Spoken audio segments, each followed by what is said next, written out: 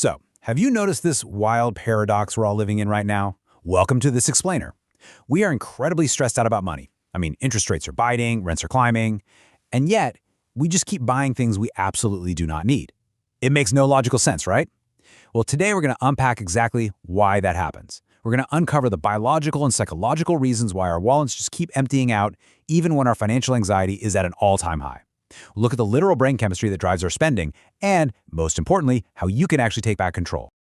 Here is our roadmap for today's explainer. We're breaking this down into 5 parts. First, the online spending trap. Second, your brain on credit cards. Third, we'll look at impulsive versus compulsive buying. Fourth, we'll dive into financial therapy. And finally, we'll walk through a 21-day dopamine detox. All right, let's jump right into part 1, the online spending trap, and why we just can't stop swiping. Right now, all of our financial stress is colliding head-on with these incredibly frictionless digital checkout systems. We're carrying these heavy economic burdens, but at the exact same time, the mechanisms to spend our money have literally never been easier or more tempting, which really makes you wonder, why does clicking buy now feel so incredibly good?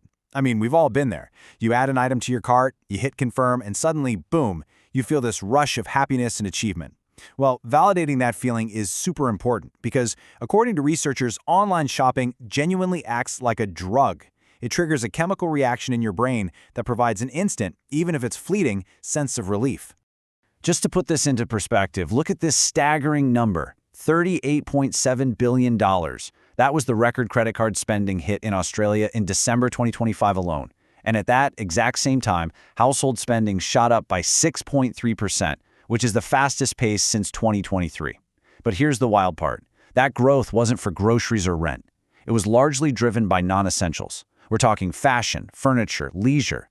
All of this despite massive economic stress.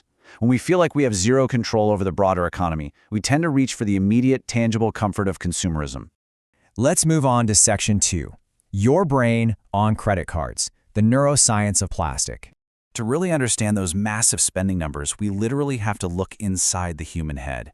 Researchers at MIT Sloan recently did this brilliant study using fMRI technology to scan participants' brains at the exact moment they made a purchase. They wanted to see what happens when people pay with cash versus their personal credit cards, and they zeroed in on a specific region called the striatum. This is your brain's dopaminergic reward center, and here is the mind-blowing part. This is the exact same part of the brain that is exploited by highly addictive drugs like cocaine and amphetamines. No joke. This discovery completely upended what economists used to think. The old theory just assumed that credit cards simply release the brakes on spending. You know, they reduce the physical pain of paying that you feel when you hand over cold, hard cash. But the MIT discovery proves something way more intense. Credit cards aren't just taking off the brakes, they are stepping on the gas. The physical act of using plastic or swiping a card actively sensitizes your brain's reward networks. It creates a literal biological craving to spend. Paying with cash simply does not trigger that same reward network. So, when we shop online, algorithms completely weaponize this biology by hitting us with a layered reward system. First, you get dopamine from the novelty, the excitement of finding a new item.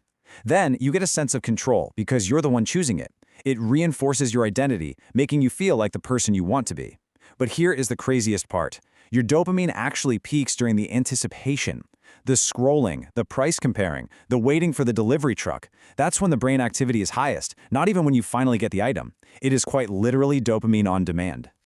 Okay, Section 3, Impulsive versus Compulsive Buying. Let's diagnose the behavior.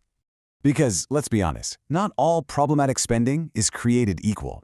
Understanding the root cause of why you are clicking buy is the absolutely crucial first step to getting your wallet back under control. To really get it, we need to talk about a clinical condition called oniomania. This is a compulsive buying disorder, and it's classified right alongside other impulse control issues. It's characterized by an absolute inability to resist the urge to shop, specifically to avoid negative emotions like depression, anxiety, or loneliness. So if you really struggle with severe shopping addiction, please know that it's a documented psychological condition linked to dopamine release disorders. You're not just bad with money. When we compare these two behaviors side by side, the differences are super clear. An impulsive buyer is driven by external triggers. Think a massive flash sale or an algorithm throwing a targeted ad at you. They're seeking hedonic pleasure, joy, and fun. It's basically just poor self-control in the moment. A compulsive buyer, on the other hand, is driven by internal triggers, like deep anxiety. Their motivation isn't fun at all. It's relief from emotional pain. It's an obsessive-compulsive addictive behavior. Recognizing which of these columns you fall into dictates exactly how you fix the problem. That brings us to Section 4, Financial Therapy and Change, Rewiring Our Habits. So how do we actually rewire these habits? Well, it requires a mix of basic financial literacy paired with deep psychological counseling to address our emotional baggage around money. First up, financial therapy asks us to confront something called hedonic adaptation. This is the psychological process where we just quickly get used to our new things. Think about it. The thrill is absolutely amazing when the tracking app says your package is out for delivery. But a few days later, those new shoes are just shoes. That cool new gadget is just ordinary household clutter. The high fades so incredibly fast, which forces your brain to seek out another small hit, keeping you trapped in an endless debt-fueling cycle. To break out of that cycle, behavioral economics teaches us to beware of our heuristics and incidental emotions. Now, heuristics are basically just mental shortcuts we use to falsely justify a purchase. We convince ourselves a want is actually a need. Incidental emotions are even trickier. These are totally unrelated feelings, often stemming from your family's history with money, that secretly hijack your decisions today. For instance, maybe you overspend right now because you subconsciously remember feeling deprived as a kid. Therapy helps you untangle all of that hidden wiring. And this is where the 5-step model of financial therapy becomes a total game changer. Step 1 is want. You have to prioritize your goals without any shame. Step 2 is need. Identify those mental shortcuts and trace those emotional origins we just talked about. Step 3 is have. Map out your financial landscape and courageously confront your actual reality by looking at the bank statements. Step 4 is do. Create a personalized, forgiving budget that actually leaves room for mistakes, because you will make them. And Step 5 is plan. Prep for emergencies to sustain your lifestyle.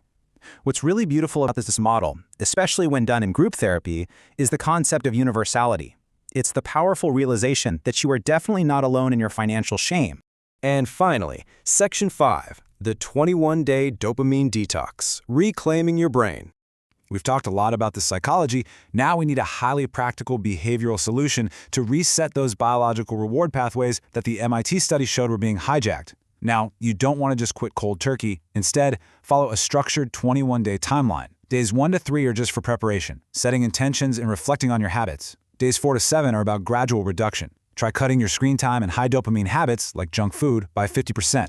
Days 8 to 14 are the deep detox. We're talking a 24-hour phone fast and leaning into low-stimulation activities like walking in nature or reading a book. Then, days 15 to 21 are for reflection and slowly rebuilding healthy boundaries. It's all about trading instant gratification for delayed rewards.